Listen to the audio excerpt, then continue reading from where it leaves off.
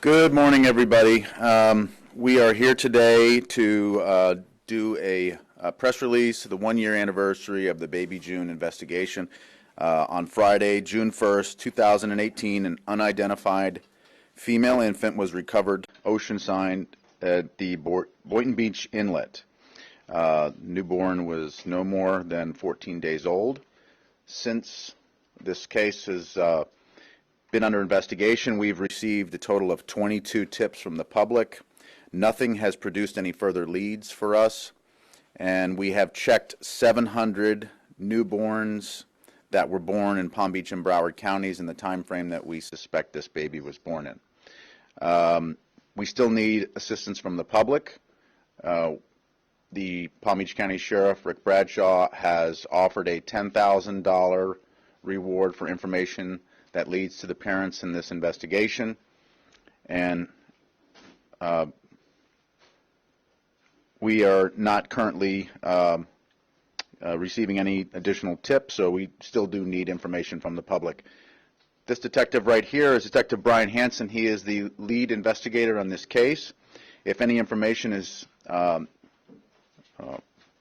able to be given, the information will be sent to Detective Hansen at the information on the bottom of the flyer at 688-4167. That's 561-688-4167. That's his line that you can call. And at this point, I'll take any questions that you might have. Can you talk about just the kind of work that you guys have been doing over the past year? Can you give us a little more detail at just how much work you guys have been doing? Okay. The investigation that we've conducted up to this point, we have been able to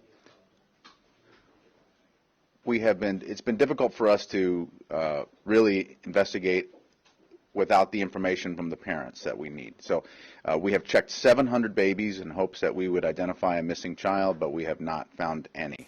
So other than that, it's been largely waiting on the medical examiner to come up with their findings, and since they have designated this case a homicide, we have been investigating as much as we could possibly on every tip, but nothing has panned out for us at this point. So, how many man-hours would you more or less guess that have been put into this case?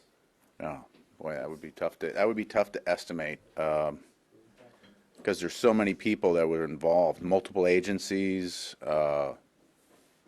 I couldn't even begin to guess. It was extensive, trying to track down all the babies that were born in the date ranges from 2 counties, multiple agencies involved. It was extensive.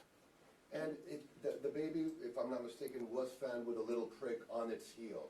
That means it was apparently it was in a hospital or in a medical facility that they do that. Yeah. So we are going off of the understanding that this child was born in either a hospital or a birthing center, based on the fact that the baby's umbilical cord was clipped and there was a heel prick, which is usually indicative of initial birth testing, like jaundice testing, bilirubin testing. So all of the signs are pointing to that this child was born in a hospital or birthing center. Yes. Any idea as to how long the baby was in the water? We can only estimate, but based on the number of days that we think the child was in the water, and I mean no more than a couple of days, that determines where the child drifted from, and but it's really not easy to determine exactly, but we estimate a few days at the most. So. Can you talk about towards Palm Beach County or Broward County for where the baby would come from, or it's still very unclear? Yeah, it really depends. It is unclear. I think Broward County, based on all the information that I have, but I don't know that for sure. I can't really say, What are you basing that off of? We got a reverse drift study done, and that showed the child, if it was in the water for the length of time that we think it was in the water, then it came up from Broward counties. But anywheres from northern Broward County to Pompano, maybe. That's as good of a guess as we can come up with at this point. So. Can you talk about the DNA testing you did and where that had kind of left you when we talked to you in November? You were kind of talking to some international agencies about their babies being born, did that lead to any information? Yes, so we did a genealogy test from an organization known as Parabon, and this test is going to be run constantly for any type of family member connection, and so far we have received nothing at all from this, no connection at all. There was a possibility that this is a possibility that based on the split, that this child could have been from one of the islands in the Caribbean, but it's really hard to say, you know. So as you can see here, you know, on this poster board, this is the location that the child was found in Boynton Beach. You know, we do not suspect the child was put into the water in Boynton Beach, but it's really any information that anybody can offer, we need.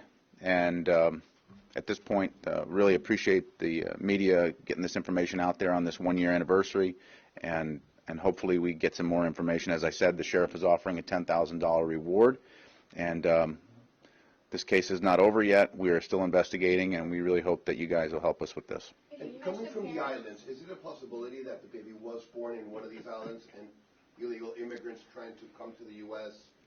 I mean, could that be in the picture? Would that be a possibility of a scenario? Yeah, any scenario like that could be the situation, right?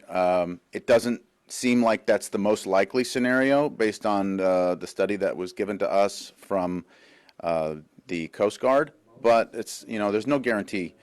And we are, you know, looking at all angles. When we tried to get in touch with the Bahamas and ask for any missing children there, and, you know, but dealing with other areas like that is very difficult for us. We don't have jurisdiction there, you know, so not going to be the easiest thing for us to do. Can you release the cause of death?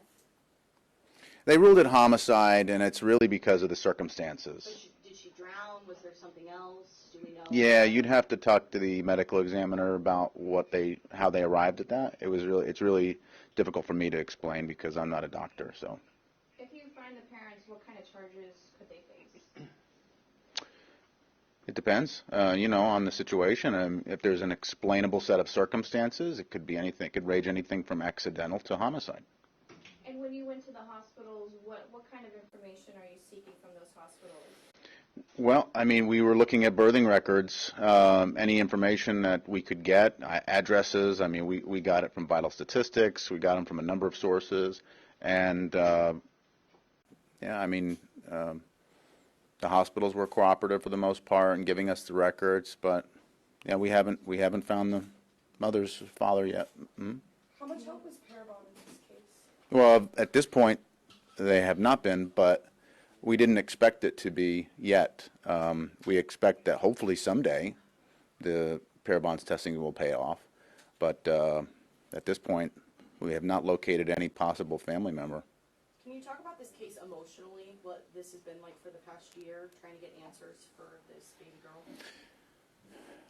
Well, we hate seeing this stuff. You know, we were very fortunate in our last, I guess you'd call baby dump case, that we were able to locate the baby alive, which was a godsend, and we were able to find the people responsible for that.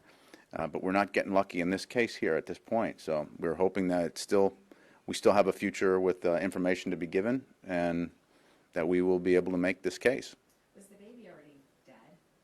I don't know if you could tell when they found it in the... When they found the baby in the water? Yeah, like was it dead? Can you tell? I don't know. It was dead before? Or... There was no injuries. There was no injuries, no marks. And so how the baby, look at the cause of death is suffocation, but how the baby suffocated, you know, as far as that's concerned, is not certain for us. So. When it comes to like manpower on this, I'm sure when it first happened there was a lot of people in this case. How does that go moving forward? How many people will be continue to working this case? You know, a lot of the times we hear the term cold case when it moves. How does that kind of work moving forward when it comes into investigating this? Yeah. Well, this gentleman to my right is a cold case detective for our division, the Special Victims Unit. He is assigned this case. We are not currently actively working any leads because we don't have anything to work on, but this case is always going to be on our radar and will never go away. It will never close until we conclude it. Have you tried like the DNA searches? You know, they're finding killers from 30 years ago. Have you tried searching that kind of database to see if anything matched up? Yeah, so that is what parrot bonds is. That's exactly what we have been doing.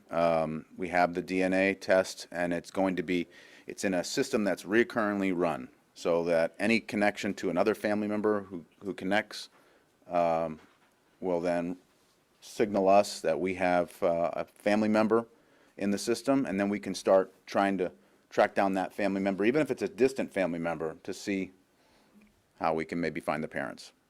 And any little tip can help. If anybody knows anything, that any little bit of information can help you guys. Yeah, of course. We need any and all information, yes. Have you reached out to the Bahamas? Yes. As I mentioned earlier, it's kind of hard for us. I mean, we asked them for assistance. The information that we got back was that they don't have any suspicious set of circumstances at this point, no missing babies, nothing like that. So it's all we can really do. I can't control, what they were willing to do for us in, United States here. So.